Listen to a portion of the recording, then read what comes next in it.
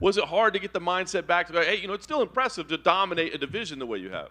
I mean, look, obviously it stung straight after it, but play on, man. It just adds to the story. I'm going to get that rematch. Don't worry. I'm going to do my business this weekend, and I'll get that rematch. And then it's just going to add to the story. You know what I mean? It was a close one. Do we think we did enough? Yeah. Was it a robbery? No. It was a very, very close fight. I know that, but I showed you guys and I showed everyone that, well, I definitely wasn't going to get ragdolled like everyone thought. I ended up on top and really put it on him. But the next one, I'll take that win, and it's just going to add to the story. Last thing for me, you kind of touched on it there. I mean, a win here obviously would be huge. I know you were impressed with Ilia Topuria. I mean, do you want to continue to defend this belt? Or I wasn't that impressed. Yous were. But, I mean, I'm glad that everyone's impressed because, again, that'll just hype up a future fight. Just, but I've got more of a threat in front of me this weekend, so I'm going to pay attention to that. If Ilia wants that smoke, it's going to be good because I know he will talk that trash, which is fun, and punching people in the face that talk trash is so much better. Alex, just going off that, why exactly weren't you impressed with Ilia? What did you see that we perhaps didn't see in that fight? Well, mate, I can't give too much away, right? I think, I think a lot of people could probably touch on some of the things, but put it this way. People don't look like that when I'm in front of them. You mentioned there about the people talking trash. I'm assuming you weren't that impressed with his prediction that he would beat you in the first round, should you mean? Yeah, dreaming. Okay. With the Islam fight, is that one of those fights where 25 minutes in there with him gives you such a good game plan and blueprint for how to beat him the second time? He's one of those guys that once you compete against him, the first time you know exactly the adjustments you need to make for the second fight. Mate, I knew what adjustments I needed to make as soon as I stepped out of that octagon. Straight away I was like, man, I wanted that rematch right now. Like, I know what to do. But yeah, everyone knows I'm good with the rematches. And yes, they're just right now, again, I've got to focus on Yair Rodriguez. But that'll come. Yeah. With the Rodriguez thing, you're going from lightweight back down to featherweight. I saw in some of your pre-fight stuff that you were saying you felt a lot sharper and more explosive.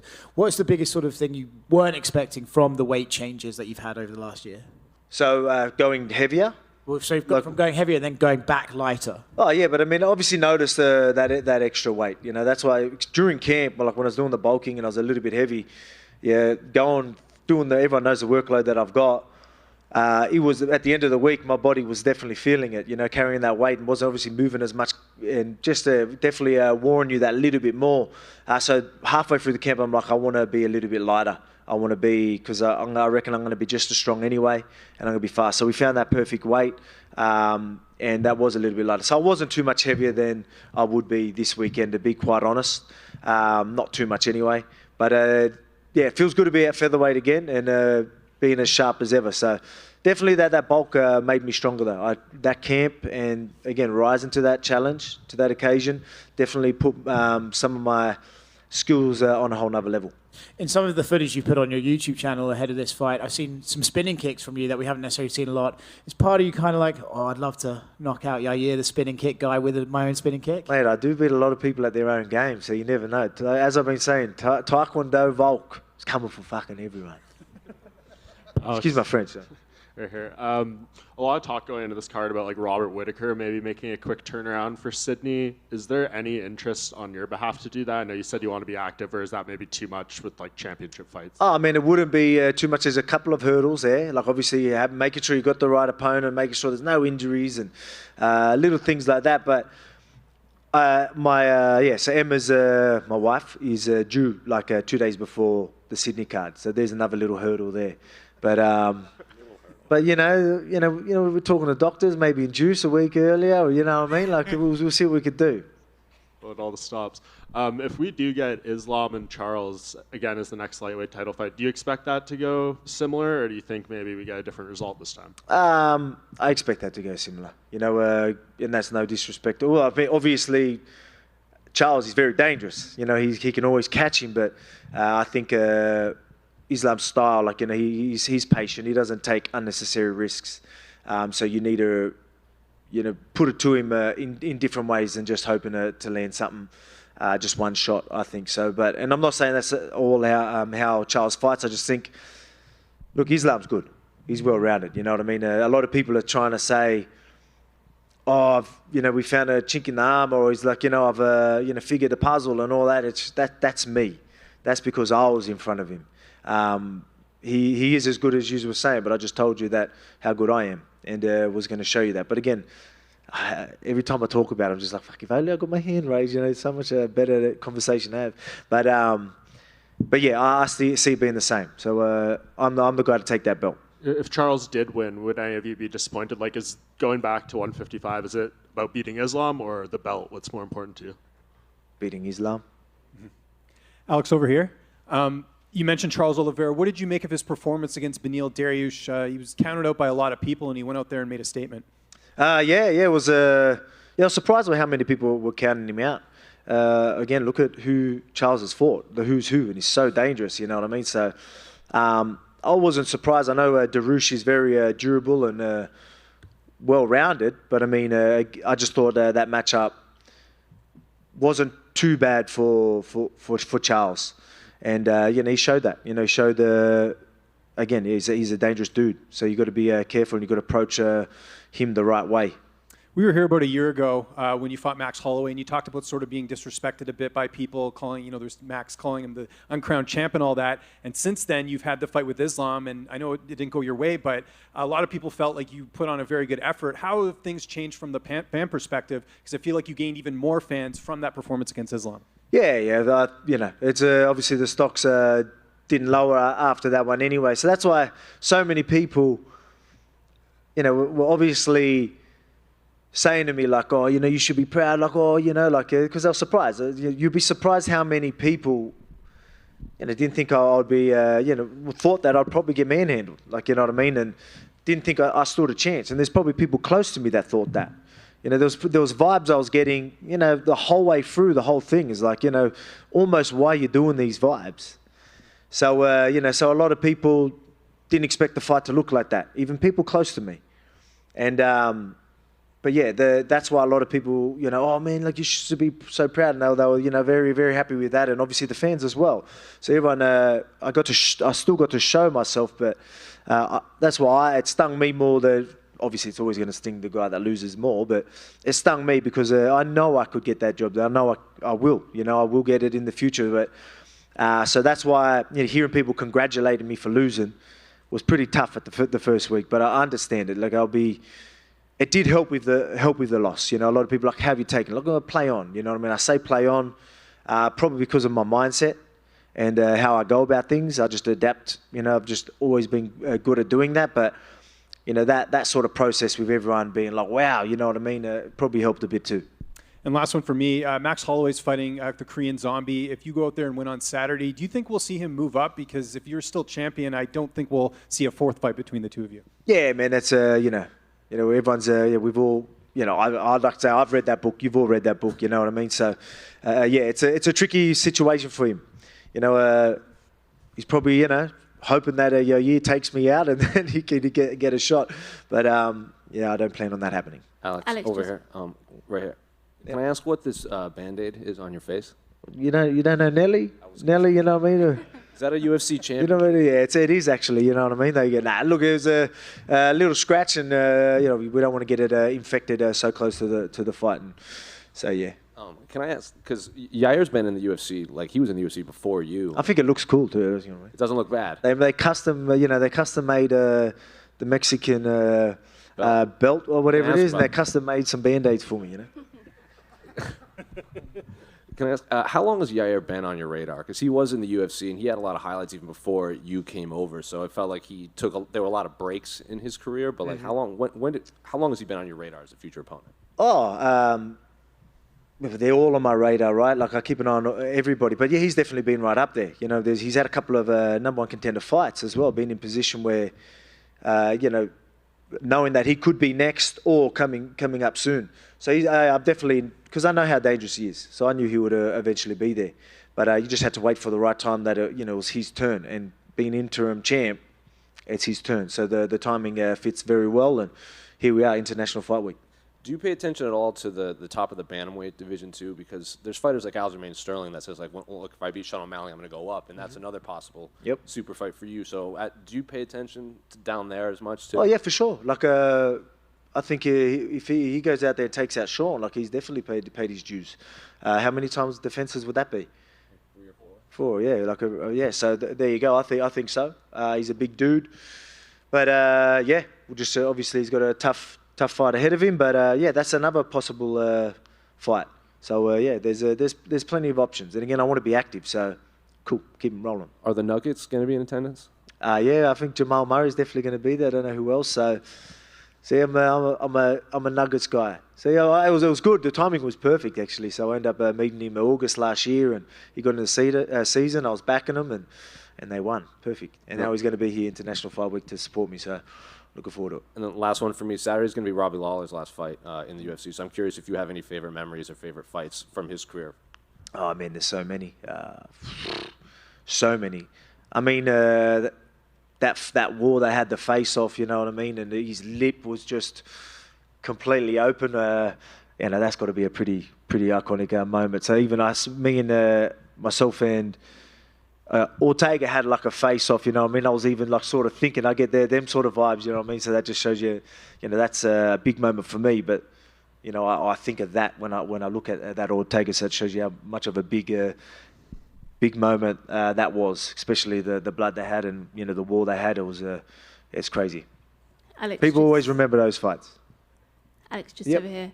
You mentioned about the transition back down to 145. Was that hard, and do you see yourself being able to do that successfully, going back and forth through the divisions? Yeah, no, it wasn't too hard. I didn't, as I said, I didn't end up that much heavier.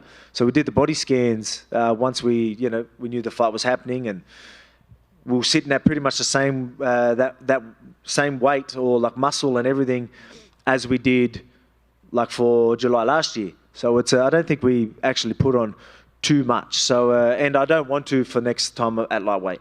I know I don't need to because the strength's not the issue. Yeah, and I know my strength and my technique will be enough for all the lightweights anyway. So then that'll make that transition much easier. Do you think that would impact your performances at all at lightweight, making that transition? Nah, because I'm going to sit around pretty much the same weight. Mm-hmm. And you worked with Carl Van Rooy in the run-up to this fight. How beneficial was that? Oh, yeah. It's I was lucky enough to have a couple of people in camp that Yair is very good at all ranges. Long range, obviously you got the Taekwondo, and then you got the short range sort of unpredictable things that come from everywhere. So I was lucky enough to have Blood Diamond, who's if you ever watched his kickboxing highlights, go have a look at that, and you'll see a lot in Yair Rodriguez there. So that was great having him there, and obviously he's bigger. And then Carl Van Rooy, that 11-time Taekwondo world champion. You know, he's a specialist at what he does, and he does MMA. He understands the game. He did a lot of study and really committed to being a training partner for me, and he's, again, a lot bigger than me. So having guys like that to not just go through and work techniques with me, I was sparring these guys. So, you know, having a longer, rangier, 11-time world champion Taekwondo guy spinning some crazy shit at you, that'll keep you on your toes. So, you know, I'll be on my toes ready for whatever comes come Saturday night. And when you look at Yair's style, what do you think you need to be aware of the most? And how do you see the fight itself playing out? Be aware of everything, because everything's coming from everywhere. But again, we all know that I make people fight my fight. There's other things that you know, everyone looks a certain way till I'm in front of them. You know what I mean? So yeah, it's no surprise that people, you know, my opponent's volume goes down, and a lot of their strong assets, are usually a compromise. Yeah, I'm usually able to nullify a lot of people's strengths. So look forward to doing that. Again, Taekwondo Volk, he's coming. Thank you. Alex, over here. You've mentioned before that you consider Conor McGregor a dream matchup of yours, as he's the only UFC featherweight champion you haven't faced. Anything can happen, obviously, but is there any other fighter on the roster? Sorry. Yeah, I'm right here. Oh. Way back here. Oh, yeah. Oh, at the back there. Sorry, mate. Yeah, there you go. Did you get that first part? Or? Yep. Okay, so anything can happen, obviously, but is there any other fighter on the current roster within the featherweights or lightweights that you would love to face, or even a past fighter that you would have loved to share the cage with? Yeah, there's plenty, but there's a lot of fun fights at lightweight. You know what I mean? So, You never know. What the BMF is going as well. Maybe BMF. You know, we'll go what? Get free belts. You know what I mean? Get a BMF. Get an actual champ that. I know. I think that'd be cool. You know, get some credibility on that BMF belt. Having a champ that goes in there and takes it as well. So I think that's another option. There you go.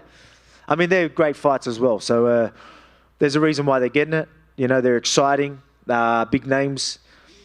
So yeah, there's a lot of exciting fights. But I mean, these are fights that can definitely happen in the near future. That's awesome. And you were talking about your teammates, but you got to watch one of them, Craig Jones, compete on the Fight Pass Invitational. How special was that to see him compete and win, and even walk out to your song as well?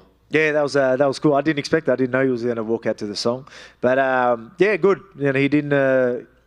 He faced a legend of the sport who's no joke, and to go out there and take the win was awesome.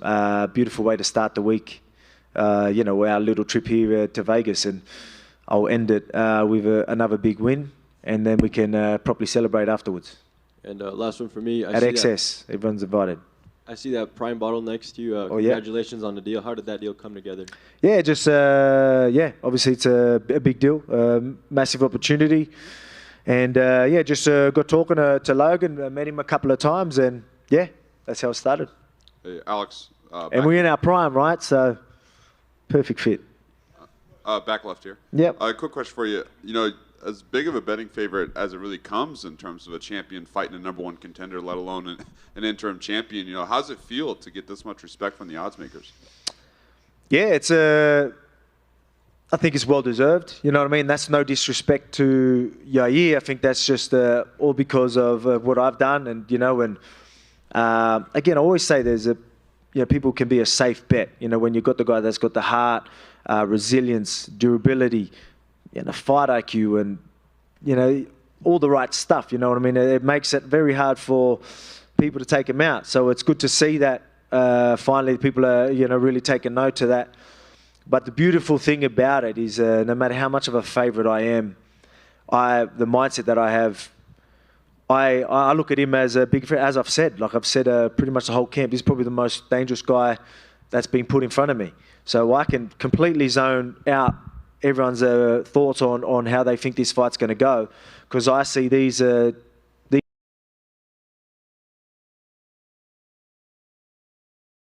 you'll never see me underdone every time I step in that octagon. Awesome. And then last question for you. You know, in Las Vegas, anything you particularly enjoy about Las Vegas?